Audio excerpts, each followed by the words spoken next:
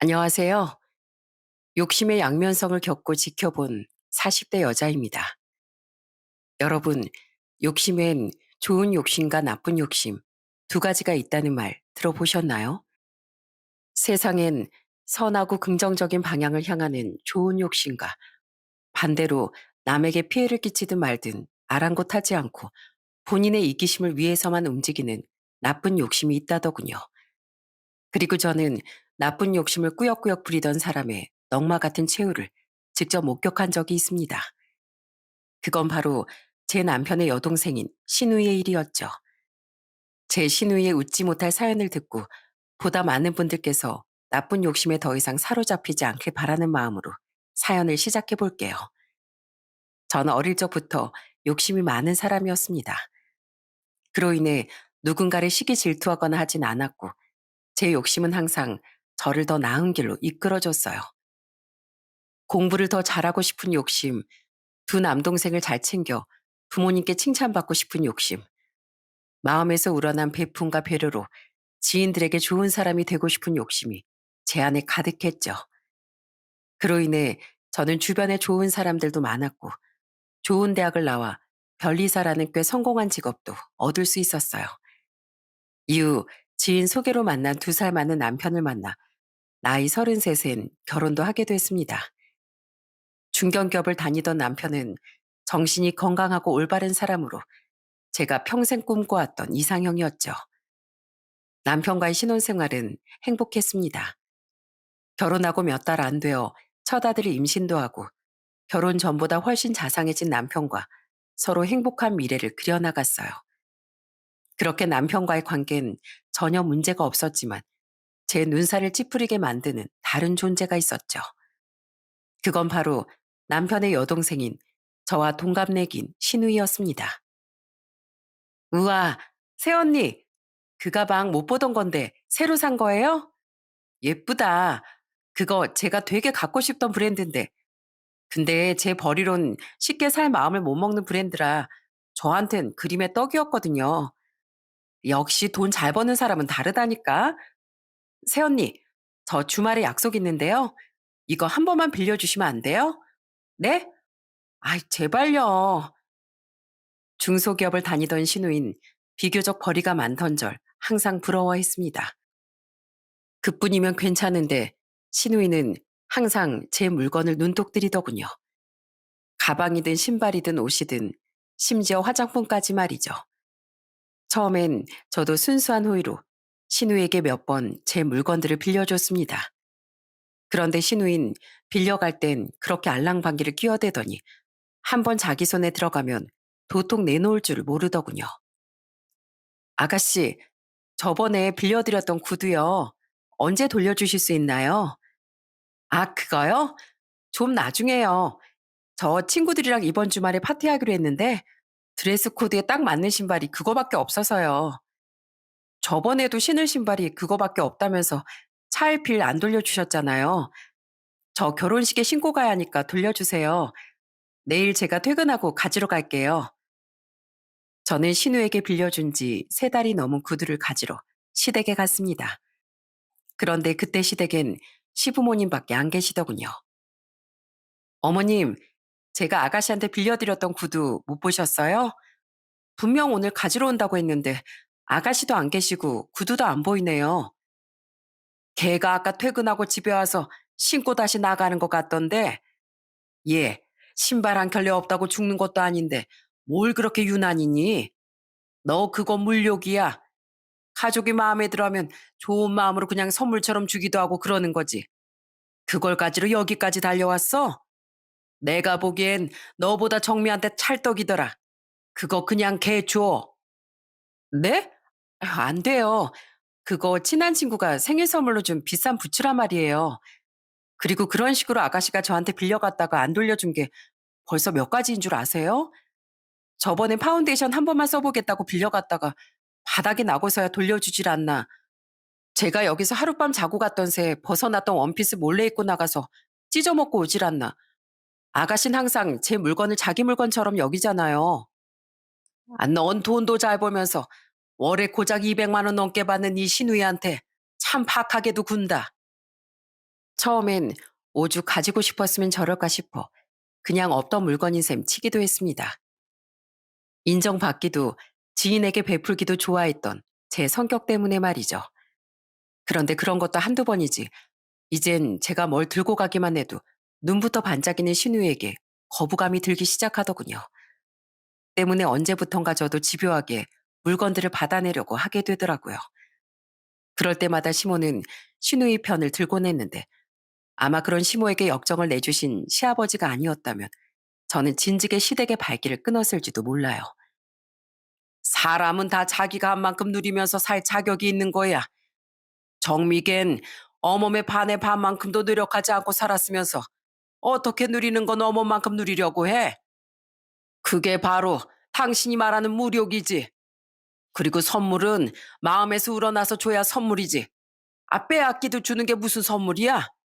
그건 그냥 강탈이야. 애미라는 사람이 자식이 잘못을 하면 혼내고 잡아줄 생각을 해야지.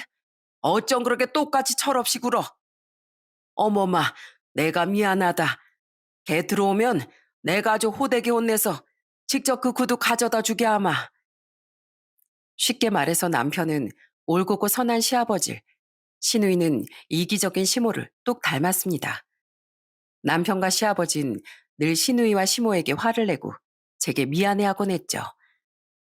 나중에 남편에게 듣기로 시누이가 그렇게 된 데는 나름의 이유가 있었더군요. 시댁은 시아버지께서 꽤 큰 사업을 하셔서 남편이 고등학교에 가기 전까진 꽤 부유했었다고 해요. 덕분에 시모는 평생 자기 손으로 일해본 적 한 번 없었고 막내였던 시누인 친구들의 부러움을 받으며 공주처럼 살았다고 했죠. 하지만 시아버지의 사업이 부도가 나면서 그들의 인생은 180도 변해버렸던 겁니다. 그때 우리 집이 크게 어려워지면서 아버진 닥치는 대로 일을 하면서 빚을 갚으셨어. 그동안 우리 어머닌 어려워진 형편에 대해 불평만 늘어놓으면서 나가서 일 한번 하지 않으셨지. 난 아버지가 안타까워서 아르바이트라도 해서 집안에 보탬이 되려고 노력했어. 하지만 내 동생은 어머니랑 성격이 똑같아서 정신 못 차리고 맨날 이거 사달라 저거 사달라 떼쓰기 바쁘더라고. 형편이 안 되니 당연히 못 사주니까 그 나이에 바닥에 들어누워서 엉어 울기까지 하더라고. 내 어머니고 동생이지만 참 한심했지. 아버지 혼자 그렇게 고군분투하시는데 말이야. 다행히 빚을 모두 갚은 뒤 시아버지께서 학교 앞에 문방구를 차리며 형편은 조금 나아졌다고 했습니다. 전처럼 여유롭지 못해도 돈 한 푼에 벌벌 떠는 궁핍한 형편은 벗어나게 된 거죠. 그런데 그 과정에서 시누인 엄청난 상실감을 겪은 거예요. 때문에 남의 것을 탐내고 시기 질투하는 나쁜 탐욕이 생기며 친구들에게 절교도 많이 당했다고 하더라고요. 어머닌 그런 개가 마냥 불쌍하게만 느껴지신데 아무리 나랑 아버지가 화를 내도 어머닌 항상 정미 편만 들더라. 근데 걔가 서로 어려운 관계인 당신한테까지 이렇게 행동하면서 당신한테 스트레스를 줄 줄은 몰랐어. 정말 미안해. 내가 더 따끔하게 혼낼게.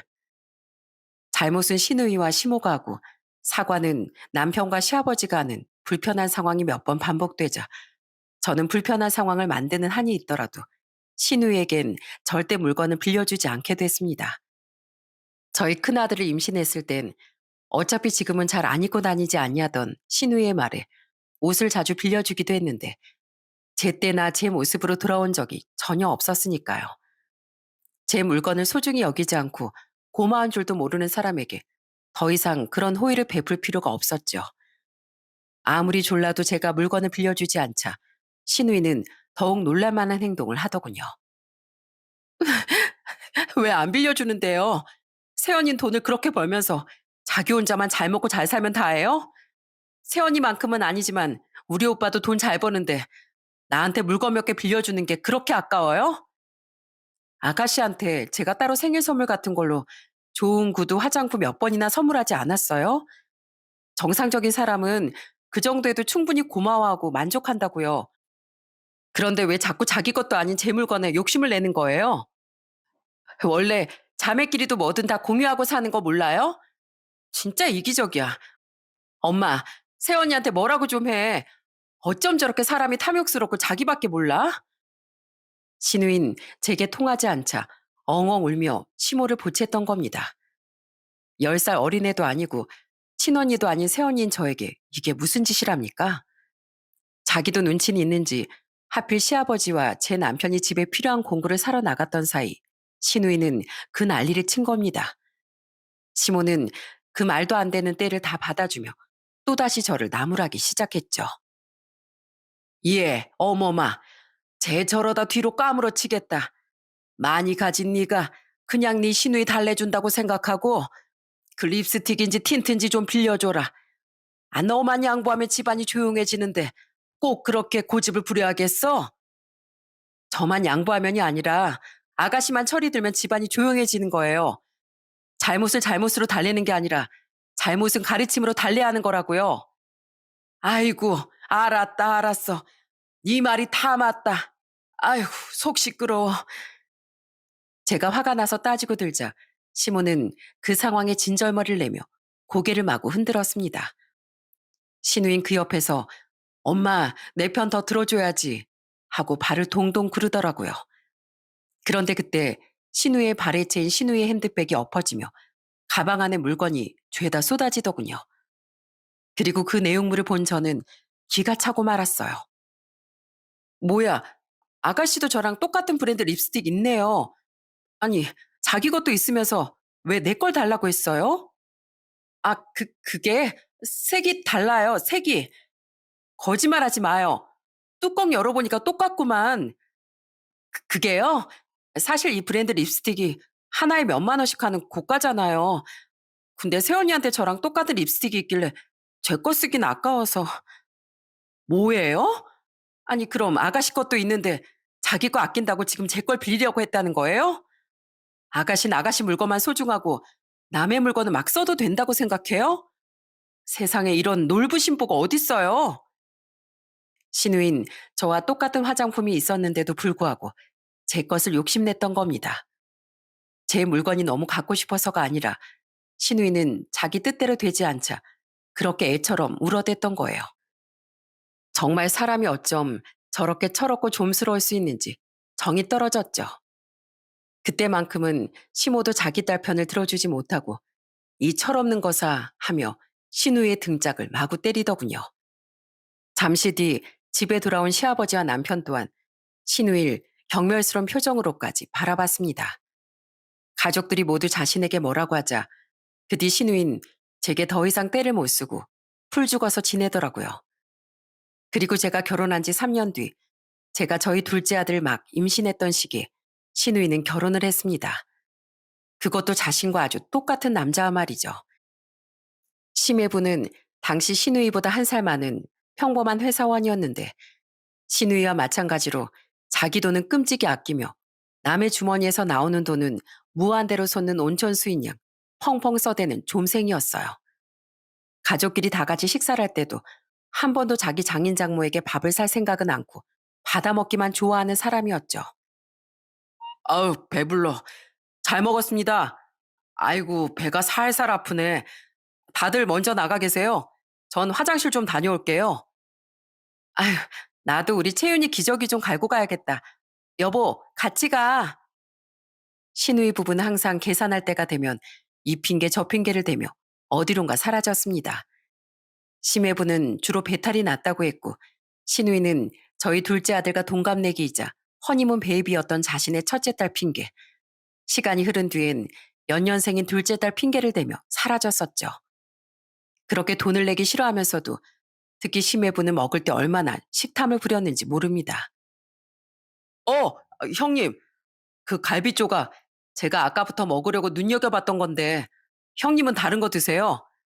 그리고 아까 직원이 잘라준 고기 조각 세어보니까 다 해서 15조각이었는데 형님 벌써 3점이나 드시지 않으셨어요? 저 소고기 좋아해서 음미하면서 좀 먹어야 되는데 형님 때문에 자꾸 마음이 급해지잖아요. 천천히 좀 드세요, 천천히. 뭐? 아이, 그냥 더 시켜 먹어, 매제. 그걸 또 언제 일일이 다 세고 있었어? 심해부는 자기가 좋아하는 반찬이나 맛있는 메인 음식이 있으면 식사 시간 내내 그 음식에서 눈을 뗄 줄 몰라 했습니다. 누가 몇 점을 먹는지 자신의 입에 음식을 넣으면서도 끊임없이 확인을 해댔죠. 그 모습에 정말 인류애가 사라지더라고요. 처음에야 시부모님과 저희 부부가 아무 생각 없이 번갈아 냈다지만 나중엔 그 모습들이 너무 얄밉더군요. 차라리 처음부터 자신들의 형편이 좋지 않으니 외식값을 내기 힘들다고 양해를 구했으면 우리가 내라고 했겠습니까? 손윗 사람이자 가족으로서 그값 밥값 얼마든지 다 낼 수 있었어요. 하지만 SNS를 보면 비싼 호텔, 명품 유모차 등 자신들이 사고 누릴 건 다 하고 살면서 가족들에겐 한 푼도 쓰지 않으려는 시누이 부부의 모습이 너무나 얄밉더라고요. 매번 저희가 너무 얻어먹었죠? 장모님, 장인어른, 오늘은 이 사이가 꼭 대접해드리겠습니다. 모두들 마음껏 드세요.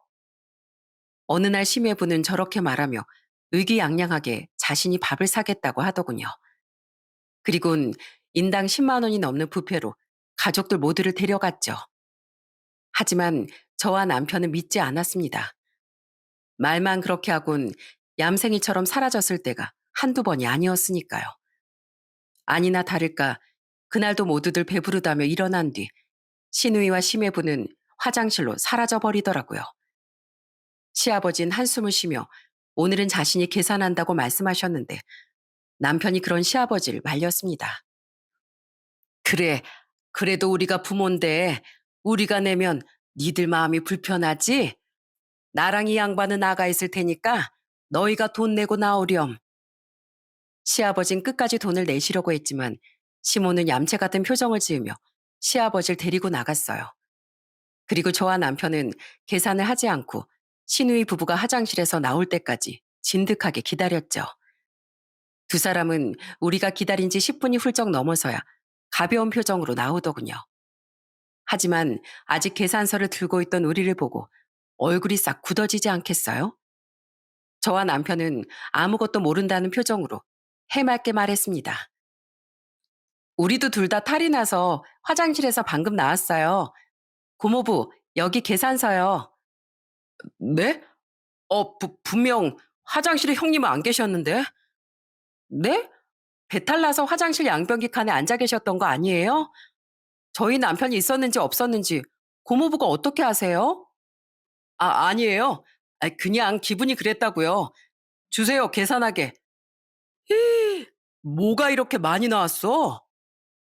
결국 심해부는 똥 씹은 표정으로 계산서를 들고 가 계산을 해야만 했습니다. 자신이 오자고 한 곳이면서 왜 이렇게 비싸냐며 끊임없이 투덜대며 말이죠. 그리고 계산하게 해서 삐졌는지 그날 심해부와 시누인 조카들과 함께 뚱하니 있더니 함께 시댁으로 가서 다가를 하자던 말도 무시한 채 집으로 돌아가 버리더라고요. 손이 사람이 돼서 계산을 꼭 걔네를 시켰어야 했니?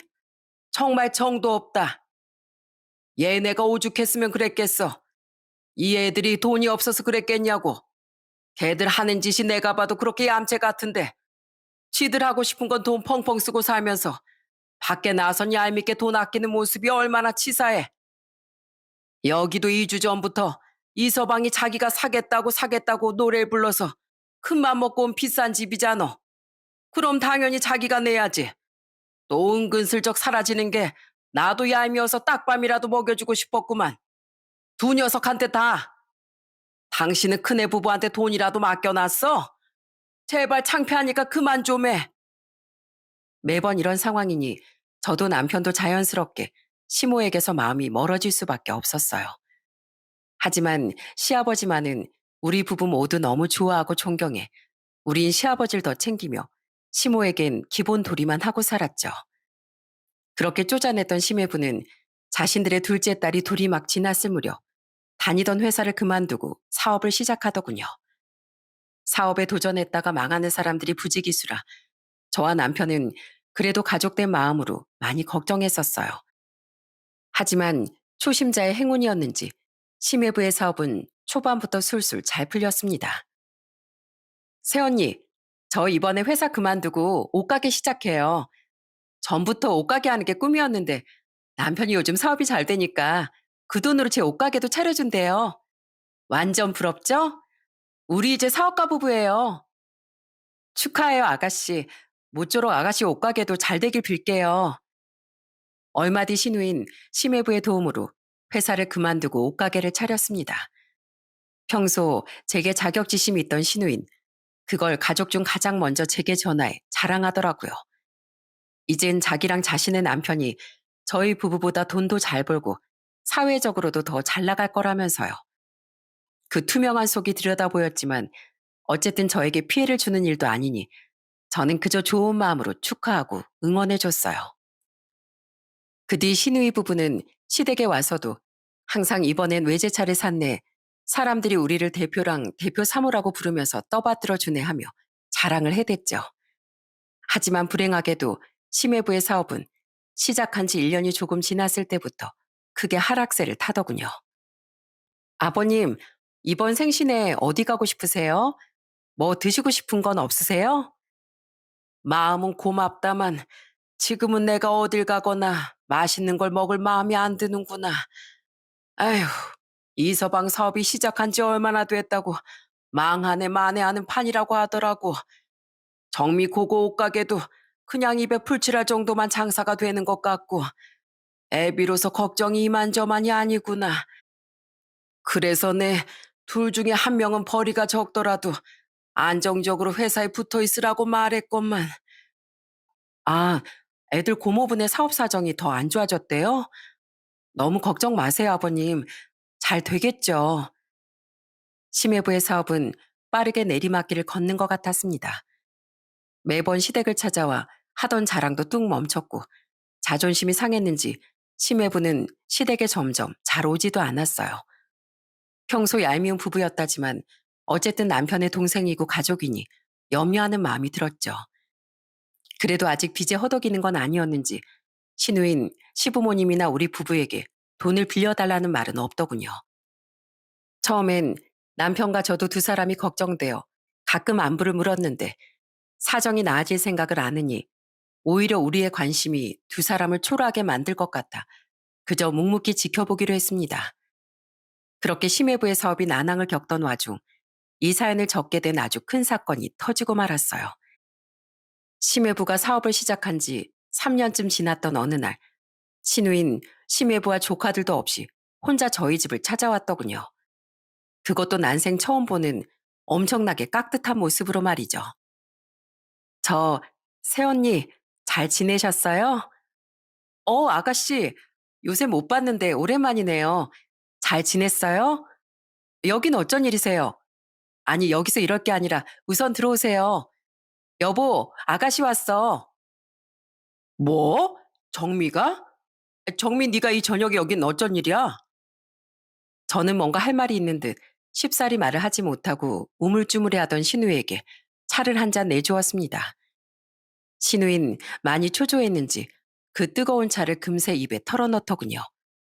그리곤 결심한 표정을 지으며 갑자기 덥석 제 손을 잡곤 이렇게 말했어요. 새언니, 제발 저희 좀 한 번만 도와주세요. 저희한테 딱 3억만 좀 빌려주세요. 네? 3천도 아니고 3억이요? 네, 3억이요. 오빠, 제발 이 여동생 좀 한 번만 살려줘. 신우인 금세 눈가에 눈물을 글썽이더니 서러운 듯 소리까지 내며 엉엉 울음을 터뜨리더군요. 이게 무슨 일인가 싶어 우선 신우이를 달랜 우린 더 자세한 사정을 듣게 됐어요. 저희 시아버지가 돌아가시면서 유일한 아들인 제 남편한테 살던 빌라를 한 채 남겨주셨었거든요. 우린 그동안 살고 있는 집이 있으니까 그 집은 3억이라는 보증금을 받고 전세를 주고 있었어요. 그런데 가족들 모두 알다시피 큰돈을 투자한 저희 남편 사업이 엄청 어려워졌었잖아요. 계속 빚을 지기도 힘들어서 고민 끝에 그 보증금을 남편 사업 자금으로 썼었어요. 물론 사업은 계속 기울기만 해서 그 돈은 본전도 못 건지고 다 날려버렸고요. 그래서요? 근데 원래 몇 년 동안은 이사 생각이 없었다던 그 세입자가 자가를 사게 됐다면서 석 달을 남겨놓고 이번에 전세 재계약을 하지 않겠다고 하는 거 아니겠어요? 3억을 돌려줘야 하는데 그 큰돈이 하늘에서 뚝 떨어지겠냐고요.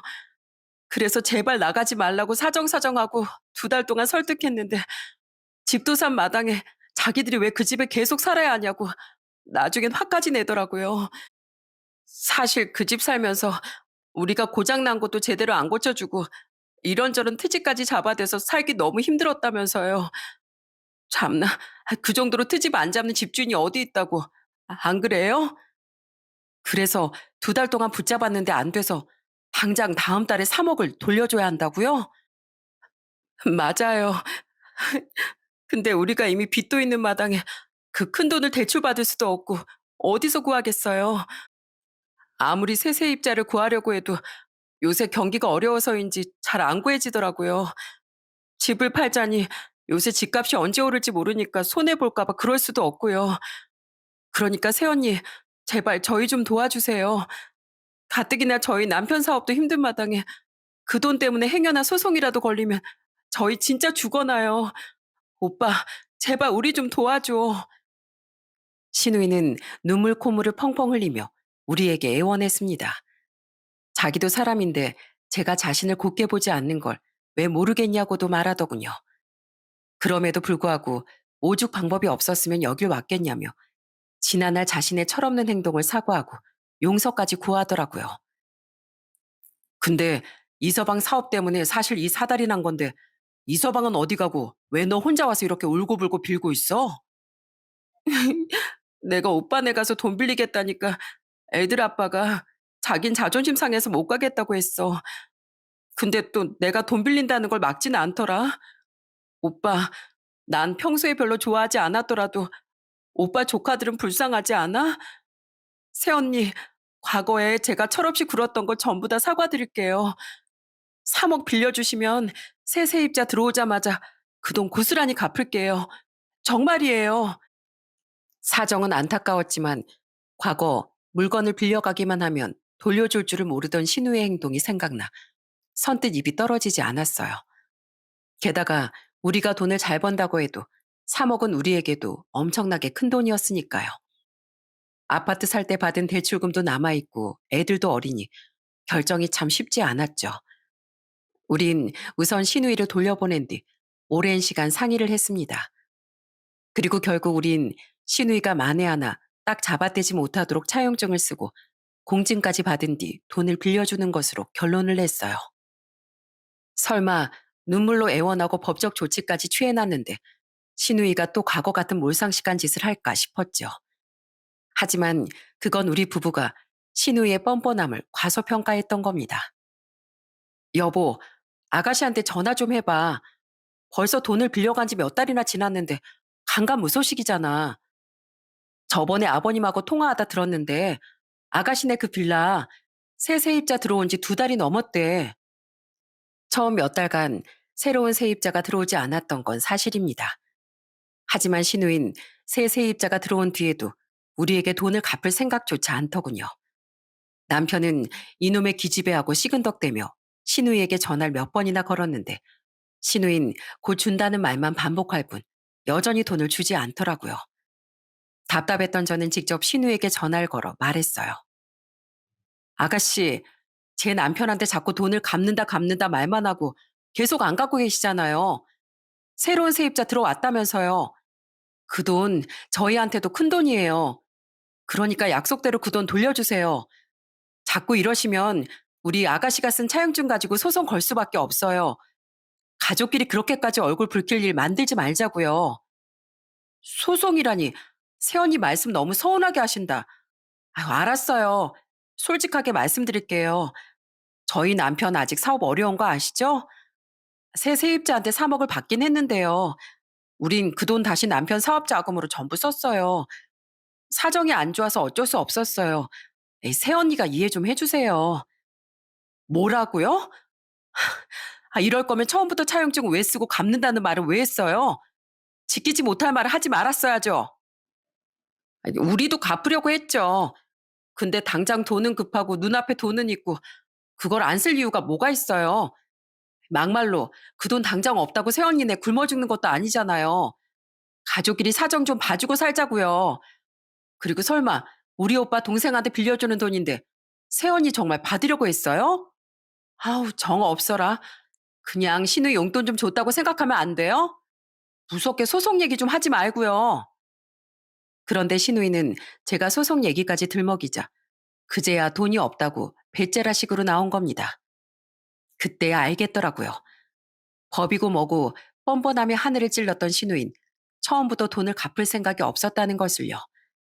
신우인, 우리의 돈을 마치 이자도 없고 상환 기간도 무한인 은행 장기 대출금으로 생각했던 겁니다. 저는 화가 나서 따졌어요. 미쳤어요? 분명 말했죠? 그 돈 우리한테도 큰 돈이라고. 그리고 우리가 재벌도 아닌데 무슨 용돈을 3억이나 줘요?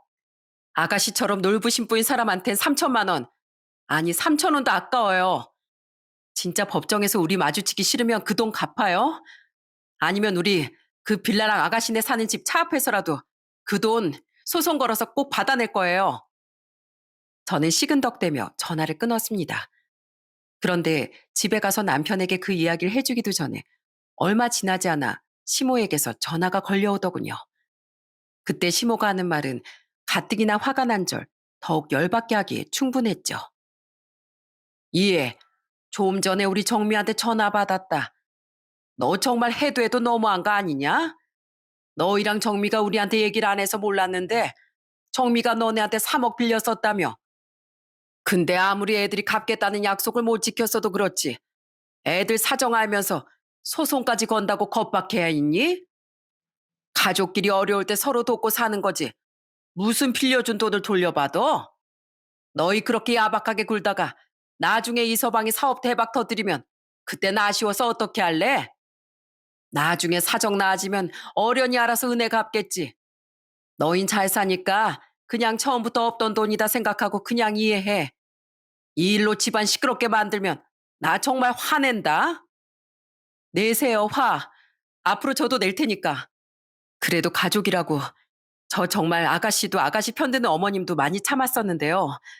그걸 당연하게 여기는 두 사람을 보니까 더는 그렇게 안 살아야겠네요. 전 아가씨랑 어머님이랑 안 보고 사는 한이 있더라도 그 돈은 꼭 받아내야겠어요. 시모는 제 말에 뭐 이런 건방진 애가 다 있냐며 기함을 하곤 전화를 끊더군요. 그날 집에 와서 남편에게 두 사람의 이야기를 해주니 남편은 얼굴이 시뻘개진 채 더욱 길길이 날뛰더라고요. 어머니도 걔도 정말 선을 세게 넘었네. 나도 더 이상은 당신한테 창피해서라도 못 참아. 우리 가족이고 뭐고 걔한테 소송 걸자. 걸어서 그 돈 다 받아내고 걔랑 아예 연을 끊자고. 그 찌질이 이서방 놈도 모렴치한 정미개도 평생 보고 살지 말자고. 남편은 마지막으로 심해부에게 전화를 걸어 당장 돈을 갚으라고 화를 냈습니다. 하지만 그나물의 그 밥이라고 심해부 또한 뻔뻔하기 그지없었죠. 전 모르는 일이에요. 집사람이 멋대로 빌려온 돈이고 써도 된다길래 사업에 썼을 뿐이고요. 아무튼 전 전화 안 받을 거니까 저한테 앞으로 연락하지 말고 형님 동생한테 직접 연락해서 돈을 받아내든가 하세요. 심해부는 신우이를 앞세워 모르쇠 작전으로 나온 겁니다. 말도 안 되는 소리였죠. 결국 약이 오를 대로 올라 남편 말대로 소송을 걸려고 하니 대뜸 억울함이 밀려오더군요. 우린 분명 선의로 거금을 빌려줬건만 돈은 받지도 못하고 우리 돈을 더 들여 변호사 선임에 소송으로 인해 마음고생까지 해야 한다고 생각하니 진짜 짜증이 나더라고요. 그래서 저는 남편에게 우선 내가 아예 신우이를 찾아가 마지막으로 경고해보겠다고 말했습니다. 그리곤 걱정하는 남편을 뒤로하고 다음날 신우이의 옷가게로 직접 향했죠. 제 사무실을 운영하고 있었으니 저는 비교적 시간을 자유롭게 쓸 수 있었거든요. 뭐야? 저게 누구야? 애들 고모부는 아닌데? 그런데 신우의 옷가게 통유리창 너머를 본 순간 저는 당황스러움에 몸이 굳고 말았습니다. 신우이는 손님 없이 횡한 옷가게 안에서 웬 남자 무릎 위에 걸터앉아 까르르 웃고 있더라고요. 게다가 서로 엄청나게 친밀한 관계인지 코를 부비고 뺨을 서로 꼬집고 스킨십이 장난이 아니었죠. 저는 우선 얼떨결에 사진을 찍어 증거 사진을 남겨놓았어요. 그리곤 이게 대체 무슨 일인가 싶어 그날은 우선 후퇴를 한 뒤 사람을 써서 저렴하게 자세한 뒷조사를 해보았죠. 결과는 역시나 예상한 대로더군요. 그 두 사람 눈 맞은 지 이미 1년이 넘었던데요. 그 남자가 윤정미 씨 가게에 온 납품해주는 도매업자인데 서로 오빠 동생 하다가 죽이 잘 맞았나 보더라고요. 여기 증거들 더 가져왔어요. 제가 뒷조사를 맡겼던 업체 직원은 제게 적나라한 두 사람의 바람 증거들을 건네주었어요. 그 사진 한두 개만 봐도 충분히 두 사람의 부적절한 관계를 알 수 있었죠. 신우이가 바람이 났다는 사실이 충격적이라기보단 정말 가지가지 한다 싶더군요. 저는 그 증거들을 가지고 다음날 다시 신우이의 옷가게를 찾아갔어요. 그날엔 가게에 그 남자는 없고 신우이 혼자뿐이었습니다. 저는 일부러 약을 올리러 더 환하게 웃으며 가게로 들어갔어요. 아가씨, 잘 지냈어요? 어? 새언니가 여긴 웬일이에요? 설마 그 돈 독촉하려고 여기까지 온 거예요? 기가 차서 진짜. 우리 엄마한테 혼 안 났어요? 그리고 아무리 받으려고 해도 그 돈 저한테 없다니까요. 아, 그랬어요? 우리 돈을 너무 맛있게 꿀꺽해서 그런가. 아가씨 얼굴이 요즘 무지하게 좋아졌네요.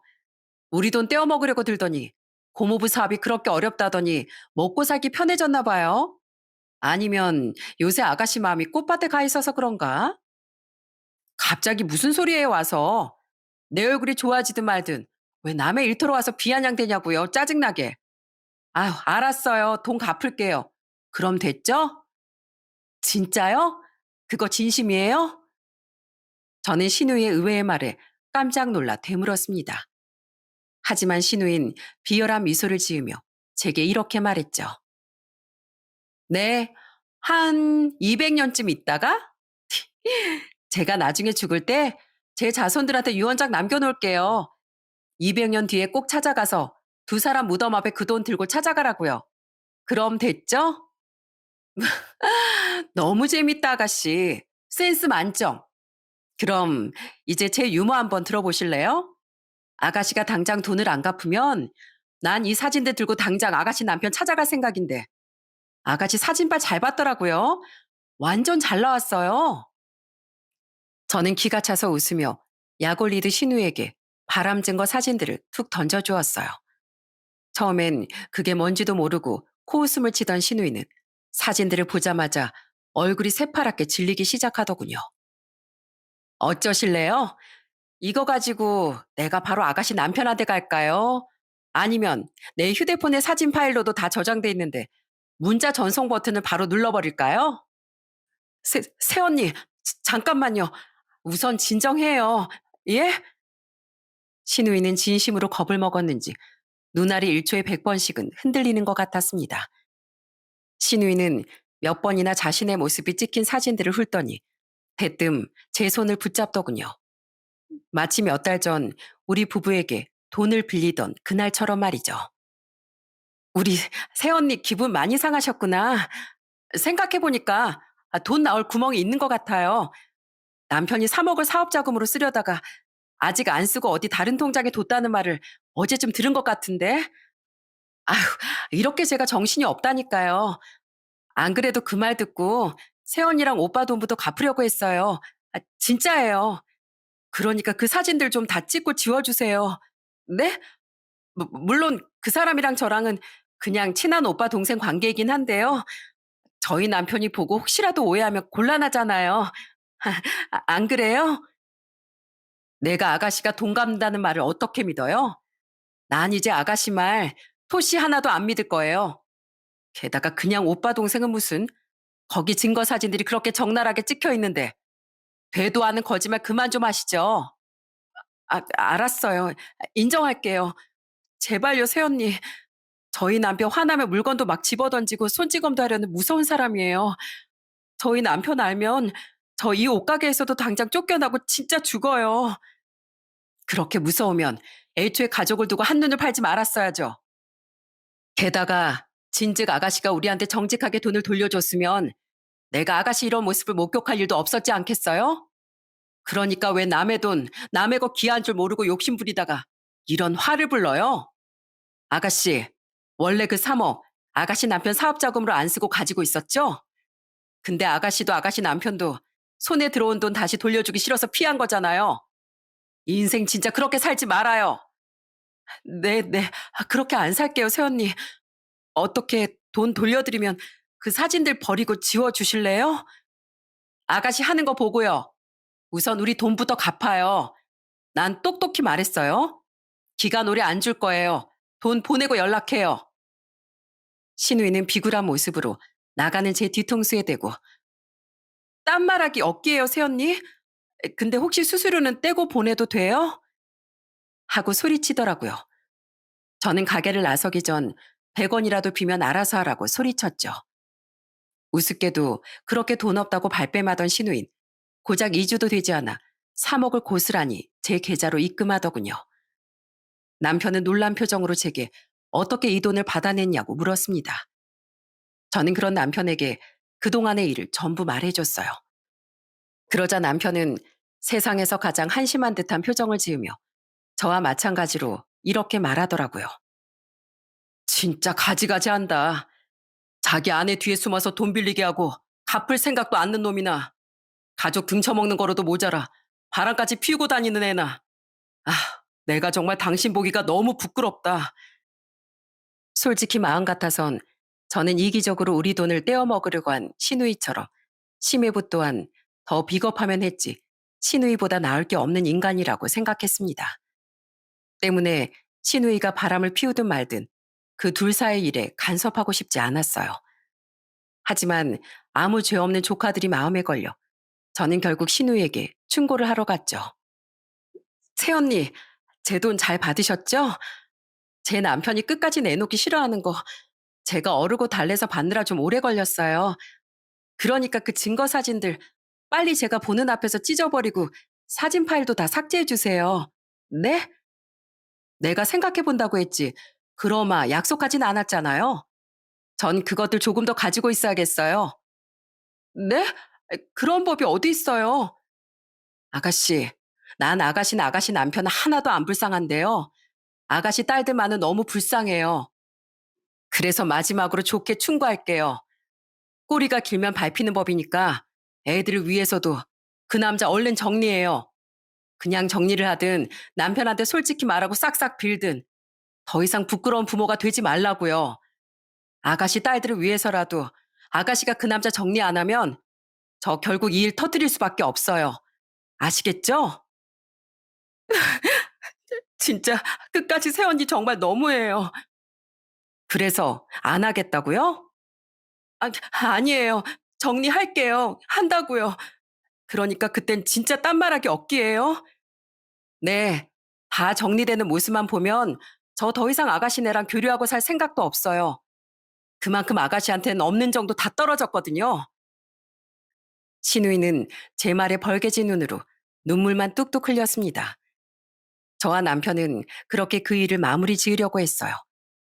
하지만 인생은 항상 계획한 대로 흘러가지 않는 법이지 않습니까? 신우이는 그놈을 정리하기도 전에 제가 충고를 한 지 고작 일주일 뒤 심해부에게 바람난 사실을 들키고 말았어요. 진즉부터 의심을 하고 있던 심해부가 저와는 비교도 안 되게 비싼 값을 치르며 아주 자세히 뒷조사를 하고 신우이를 집에서 내쫓아버린 거죠. 그리고 시아버진 이젠 네가 하다하다 바람까지 피웠냐며 뺨까지 때린 뒤 짐을 싸서 온 신우이를 문 앞에서 내쫓아버리셨다고 합니다. 그날 시아버진 너무 속상한 마음에 홀로 저희 집에 찾아와 남편과 술잔을 기울이시더라고요. 내가 어멈 너 보기 너무 창피해서 못 살겠다. 아무리 애가 철이 없어도 그렇지. 어떻게 못난 남편이라고 한들 애들을 두고 바람을 피울 수가 있단 말이냐. 돌아가신 내 아버지가 무덤에서 벌떡 일어나실 일이야. 이런 망신살이 또 어디 있어. 정미 고고, 내 이번엔 절대 용서 못한다. 두 번 다시 내 집에 발도 못 들이게 할 거야. 네 시어머닌 그 와중에도 네 시누이 편을 들려고 하더구나. 그 말도 듣기 싫어서 답답한 마음에 여기로 온 거다. 그렇게 시아버지 하소연을 듣고 있는데 또다시 저희 집 초인종이 울렸습니다. 시아버지의 뒤를 이어 저희 집을 찾아온 건 바로 시모였죠. 시모는 저를 보자마자 마구 역정을 냈어요. 야, 너지? 너 우리 딸 바람난 거 알고 겉밖에서 돈 받아낸 거라며. 그러고선 비겁하게 이서방한테 우리 딸 일을 고자질한 거지? 어쩜 신보가 그렇게 못됐니? 어? 시모는 시아버지가 저희 집으로 온 지 몰랐나 봅니다. 저는 그런 시모에게 큰 소리로 일침을 했어요. 그리고 시모가 뭐라고 화가 나서 대꾸하기도 전에 주방에서 뒤늦게 달려나온 시아버지가 시모를 윽박질렀죠. 진짜로 신보가 못된 건 돈이 있으면서도 안 내놓으려고 한 어머님 딸이죠. 그리고 제가 아가씨 남편한테 이른 거 아니에요. 떳떳하지 못한 죄를 지었으니 꼬리가 길어서 결국 아가씨 스스로 걸렸던 거죠. 어머님은 잘못을 한 딸한테 화를 내지 못할 망정 또 제 탓이세요? 어머님이 그러시니까 아가씨가 결국 그렇게 못난 인간이 된 거잖아요. 일이 이렇게 된데 가장 큰 역할을 한 사람은 바로 어머님이에요. 전 이제 아가씨도 아가씨지만 항상 제 탓만 하는 어머님도 더는 안 볼 거예요. 뭐야? 이게 진짜? 이게 진짜 뭐? 당신 내가 그 입 좀 제발 닥치라고 말하고 나왔더니 또 여기 와서 어머님한테 화풀이를 하고 있어? 당신이 여기를 어떻게... 하, 진짜 당신한테 질린다 질려. 어머 말이 틀린 게 뭐가 있어?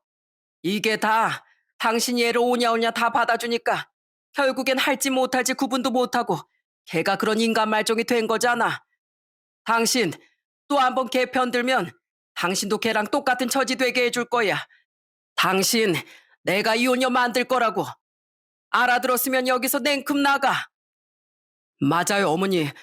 종로에서 뺨 맞고 한강에서 화풀이 한다더니 이 사람이 대체 뭘 잘못했다고 자꾸 이러세요? 정말 실망이에요. 어머니도 정미랑 아주 똑같은 사람이라고요. 자꾸 이러시면 저도 앞으로는 어머니 절대로 안 볼 겁니다. 시아버진 쌓인 게 많았었는지 눈에 핏발까지 세우며 시모에게 역정을 내셨습니다. 이혼 당할 줄 알라는 시아버지 말과 사나운 남편의 말에 시모는 크게 충격을 받은 듯 멍하니 서 있더군요. 그러더니 이내 눈물을 뚝뚝 흘리며 풀이 죽은 모습으로 저희 집을 나가게 됐죠. 이후 신우인 결국 심해부가 월세 옷가게를 내놓으며 옷장사를 접어야 했고 아이들 양육권도 전부 빼앗긴 채 이혼당하고 말았습니다. 또한 바람난 그놈과 각각 심해부에게 위자료까지 지급한 뒤 두 아이 양육비까지 다달이 보내게 됐더라고요. 지금 신우이는 작은 식당 주방에서 설거지 일을 하며 홀로 원룸 오피스텔에서 쓸쓸히 살고 있죠. 그렇게 욕심을 부려대더니 결국 신우이 곁에 남은 건 아무것도 없었던 거예요. 시아버진 집안의 수치라며 1년이 지난 지금까지 신우이를 보지 않으시고 시모 또한 자신도 이혼당할까봐 신우이를 챙기지 못하고 숨죽여 살고 있거든요. 게다가 저희 남편 또한 신우이라면 이골이 나서 그냥 알아서 잘 살고 있겠거니 하며 신경 끄고 살고 있어요. 뭐든 제 탓만 하며 신우이를 망친 장본인인 시모와도 별로 보고 싶지 않아 저는 밖에서 애들과 시아버지만 따로 찾아뵈며 명절엔 남편과 애들만 시댁에 보내고 있습니다. 어쨌든 한때는 친정 식구들처럼 아끼고 사랑하고 싶던 시댁 식구들과의 결말이 이렇게 되어 씁쓸하기도 하지만 아닌 인연에 대해 아쉬워하는 것만큼 불필요한 일은 없겠죠. 그러니 전 이제 비로소 찾아온 평화에 만족하며 남편과 아이들과 함께 열심히 살아가려고 해요. 여러분, 좋은 욕심은 자신뿐 아니라 주위 사람에게까지 긍정적인 영향을 미쳐 사람을 성장시키고 보다 더 나은 사람이 되게끔 해준다고 합니다. 하지만 저희 시누이가 부렸던 것처럼 나쁜 욕심은 무언가를 얻기보단 도리어 결국 화를 잊게 하기도 하죠. 그러니 여러분께선 이기적이고 탐욕스러운 나쁜 욕심보단 스스로를 발전하고 빛나게 해줄 좋은 욕심만 가슴에 품고 살아가셨으면 좋겠습니다. 또한 저희 시누이도 쓰라린 실패를 경험해봤으니 앞으로는 자신을 망치는 나쁜 욕심을 꼭 마음속에서 버릴 수 있길 바라며 저는 이만 이야기를 마치도록 할게요.